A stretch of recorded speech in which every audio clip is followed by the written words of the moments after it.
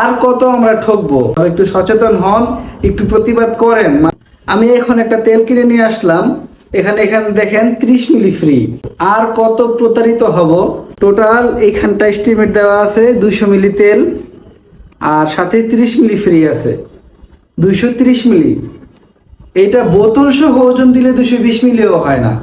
আমরা সাধারণ জনগণও আমরা প্রতিবাদ তুলি না, আর আমরা যাচাইও করি না। তো আমি এই কোম্পানি, যে কোম্পানি প্যারাশুট কোম্পানির দৃষ্টি আকর্ষণ করছি, আপনারা মানুষকে আর ঠকায়েন না, ব্যবসাটা হালালভাবে করেন।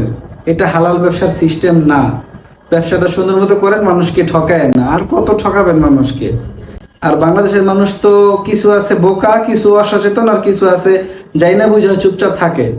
আমরা এই কতদিন চুপচাপ থাকবো, আর আপনারা এই কতদিন আমাদেরকে ঠকাবেন?